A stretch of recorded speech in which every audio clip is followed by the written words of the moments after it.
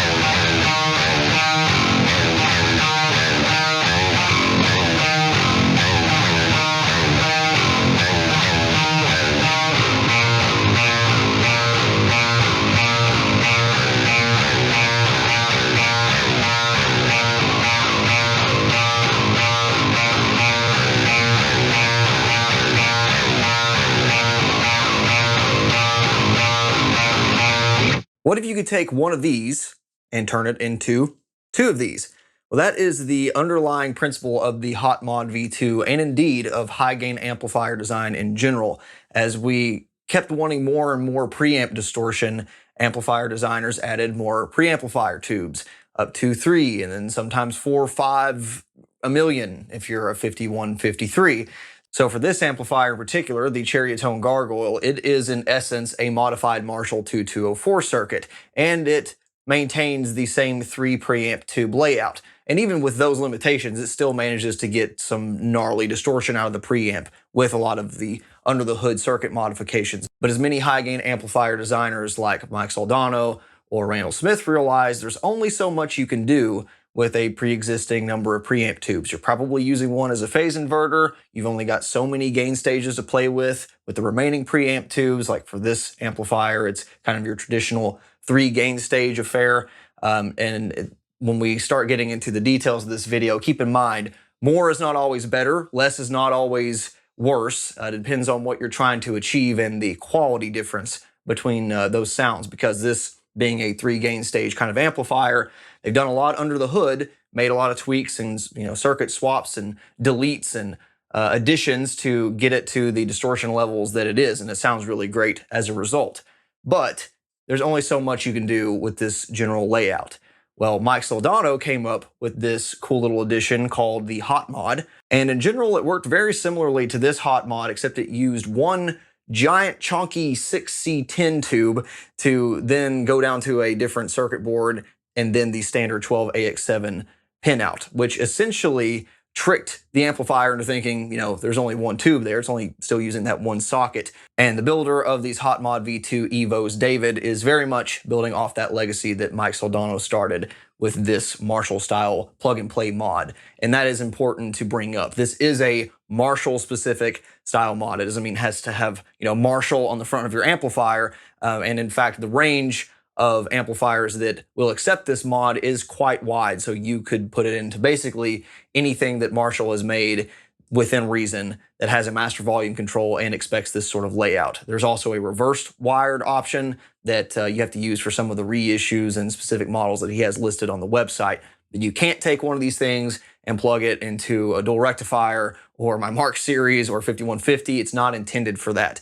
Again, this is a Ceriatone amplifier, but it is built off the same circuit path. And even though this line of hot rod plexis are already pretty high gain from the get-go, as you'll see, it can still benefit from having one of these things in the circuit path. And I don't want to play this amplifier ever again without it, because it is that great sounding. Big shout out to Kyle Bull for making me aware of this product's existence. I ended up buying one back in, I think, May of this year. I've been playing with it pretty much the entire time since, and I just wanted to get a good test and burn in on this thing before I gave my final opinion of it. So $200, and 3 months later, we're finally here in one of my several backlogged videos to discuss what I think is a really awesome piece of kit. But one of the reasons that I didn't just put this review out immediately, I could have slapped this thing in my amp and chugged on it a few times and come to the conclusion that it is really, really good. is that I wanted to look at this in several different lights. We will be doing some direct comparisons in terms of same settings. What does it sound like with this thing in, this thing out, with, you know, the switch in this position or switch in that position. But I think the cooler story here is how this compares to using a pedal up front or other modifications in your amplifier, like a Jose style clipper between the preamp and the power amplifier, because there are other ways that you can make your existing amplifier higher gain sounding, you know, boosting it with a clean boost or using an overdrive pedal. And so I think it's more interesting to see how that compares with this mod and using an all tube solution rather than, you know, something with transistors or clipping diodes or op amps in front, because there's not only a story of distortion quality and tonal differences, but noise to distortion levels. And I think that becomes really important with some of the styles of music that at least I play. So real quick, before we get back into the tones, installation of this thing is extremely easy. If you've ever changed out a preamp tube, you can do this. As you'll notice, with the way that the preamp sockets are mounted on this amp, this thing is not, you know, parallel to the rear of the amplifier. So putting the cover back on is possible, but there is a bit of a bulge, so you have to be kind of careful, at least with Ceriatone stuff. I don't know if that's the same way on every Ceriatone amp, but for this one, it is kind of canted to the side, which is not a big deal. It's fine. There's still plenty of clearance at the top to get it in easily and securely. Once you force it down into the socket, there's kind of a side screw here that just keeps it stabilized.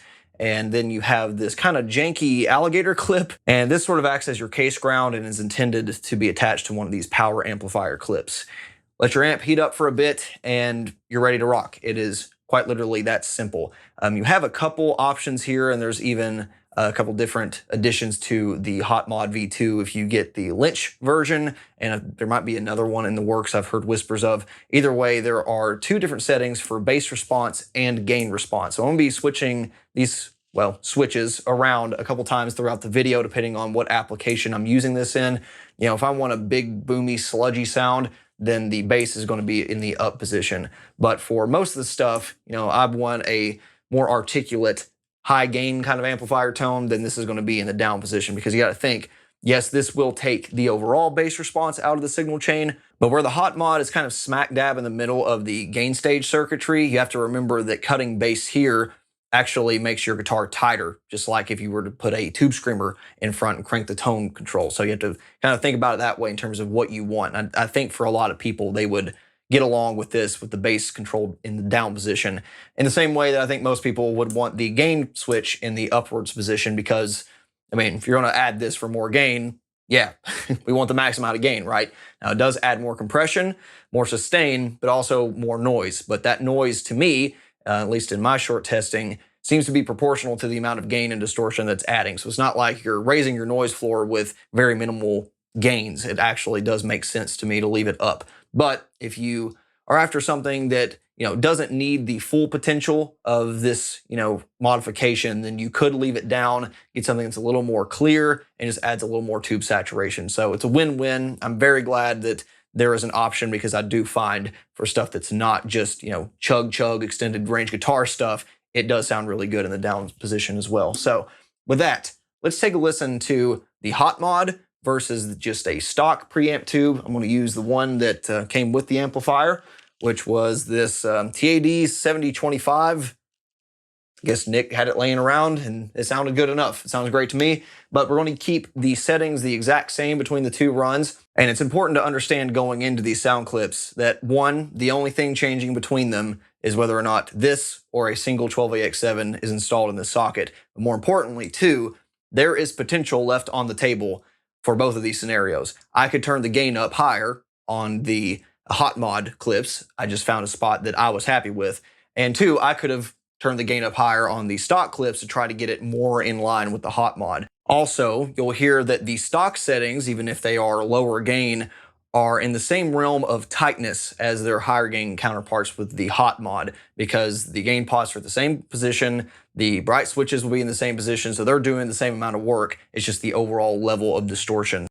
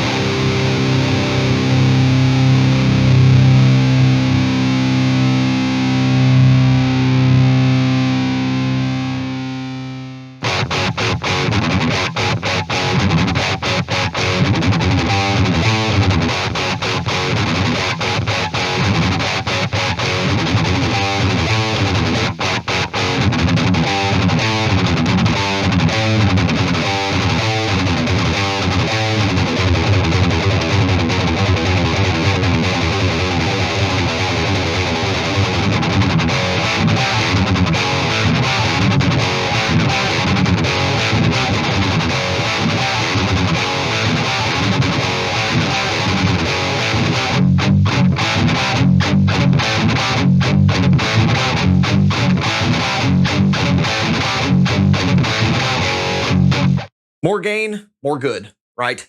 And in this next segment, I'm going to show you just how much more gain is on tap, at least using this bass low, gain high configuration when you install the Hot Mod V2, when we sweep through the entire range of the gain potentiometer. But this will also uncover what is, in my opinion, one of the coolest unintentional side effects of installing the Hot Mod V2 into a platform like this, because most 2203, 2204 derivatives are a 2-input amplifier. So you got the high side, which uses the full signal path that you've been hearing this whole time. There's also a low side, which generally bypasses the first gain stage, or maybe a little more than that, depending on the amp in question. But for this one, that first part of the signal chain is tied to the gain 1 control on here. So in the past, and throughout this video especially, you'll probably have seen me play with the relative positions of gains 1 and 2 to get a certain level of distortion, but also a certain level of tightness.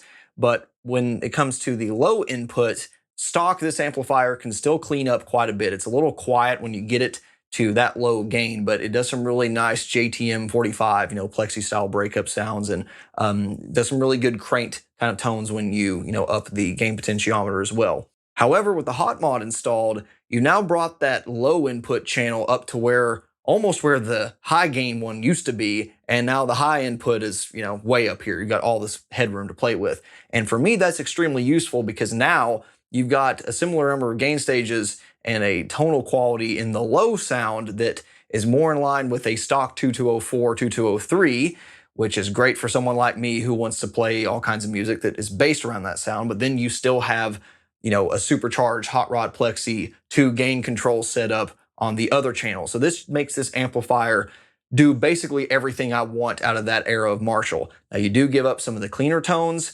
It doesn't quite do the same breakup thing anymore because you can hear a little bit of the fuzziness on the lower end of the gain spectrum. You can still get some great sounds when you crank the master volume. For me anyway, I would prefer to have a whole different amplifier for some of the more classic, again, JTM 45 and plexi sounds anyway. So I don't think I'm giving anything up, and it gives you just a whole new platform to play with if you weren't satisfied with the low channel.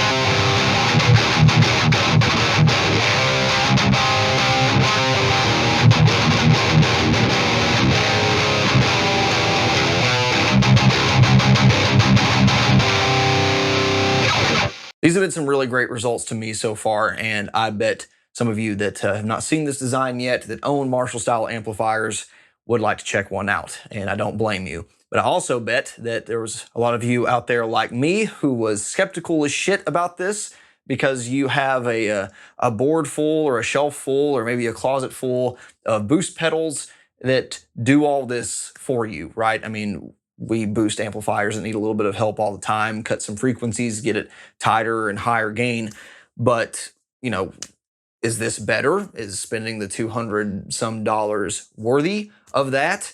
For me, it depends. And hopefully this next demonstration will answer certain questions for you. If you're the kind of person that wants to just plug straight into something and have as little in their signal path as possible, this very well could be a worthy addition to your amplifier if it's compatible. If you don't really care, you're going to be using a whole host of pedals anyway, there's a good chance you're not going to be really saving yourself anything except perhaps complexity with your overall rig in a one-time setup. I can't answer that for you. What I can say is that using this versus a pedal without this to achieve a similar level of distortion and quality of distortion, this is quieter. It does have a lower noise floor.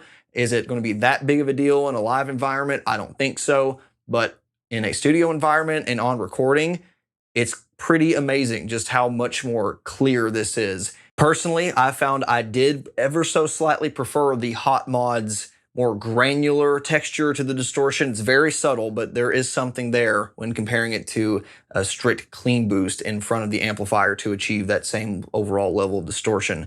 With that said, shout out to Boss and all of the soft clipper pedal manufacturers, because it's really hard to tell the difference between this and using an SD1 up front with just a little bit of asymmetrical clipping dialed in. It really blends in with these amplifiers superbly. So I guess that would be my suggestion. If you're strapped for cash or you just don't have an amplifier that is compatible with one of these things, Boss SD1 or any Tube Screamer derivative with asymmetrical clipping would be a very, very good substitute for the money. And finally, speaking of diode clippers, this amplifier, like many of the Hot Rod Plexi line, have the Jose Mod diode clipper between the preamp and power amp, so you can engage an additional set of diodes and it will chop off some of the waveform, saturate it, make it more high gain sounding in a different way than you would, just stacking more distortion in front of the existing gain stages. Now what that does, because it clips off the waveform, is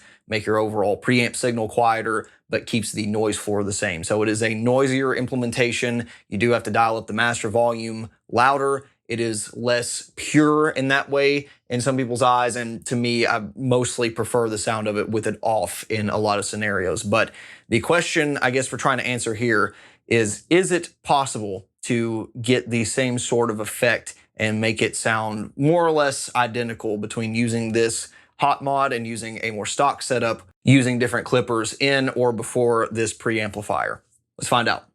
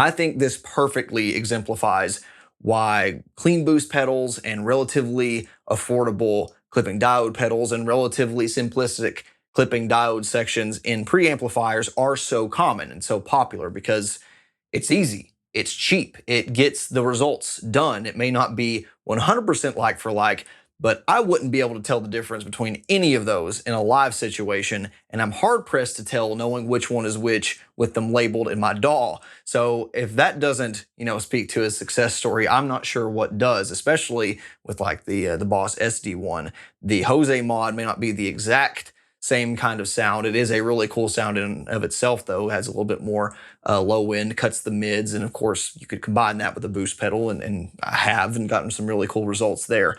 So to me, it makes sense why the market has gone towards, let's just boost the amps we already have and throw some inexpensive circuits in an enclosure and go that route, rather than let's make a very specific mod for one or two amp platforms and you can't ever switch it off. It's there for life. And if you're lucky to have something like this. So I'm glad this exists. I understand why this philosophy isn't more common, though. So this is kind of, to me, a perfect reflection of the difference between the high gain amp designer world, like your John Browns and your Mike Soldanos, and the companies that are actually trying to make money and make products that everybody can afford, like your Bosses or your Ibanez or your Maxon. I can no doubt make an entire series of videos on the merits of X amount of gain stages versus X+1 gain stages versus X plus a boost. It would get crazy. But to keep it simple for today, I think the main takeaways are: one, you can't always compare apples to apples with these kind of things. Even with these tests in this video, none of them were perfect. But I am glad that this thing exists. It has made this particular amplifier an absolute beast, beyond it being a beast, stock. But for a lot of the sounds that I'm looking for with, 6 and 7 string guitars, they're all here in the box. Nothing more needed. For an 8 string, the gain is here. Like, I don't feel the need to boost this. It's really just carving out a couple chunky frequencies, and I feel like an onboard preamp, or perhaps, just some different voice pickups could do a lot to make it to where this would just be a plug and play high gain amplifier for many. So that in of itself is pretty damn amazing, in my opinion. For a lot of people out there, if you already are pretty damn happy with your amplifier sound, just stick with the pedal, I feel like. But if you want, just the bare bones, close to pure metal and glass kind of sound that you can get, this is a good way of doing it. That pretty much wraps it up. Big thanks to Nick from Ceriatone and David from Legendary Tones for answering all my questions about this product's compatibility, and especially to David for having a return policy where if the customer just doesn't like it or it's not compatible with their amp and he told them that he thinks it should be, then you can always send it back at no extra charge. So I greatly appreciate that. Not going to be a concern for me. I'm hanging on to this one because it's pretty great, and I think it's going to end up on the music I'm working on currently. So any other questions, comments, please leave them down below. We'll see you next time. Bye.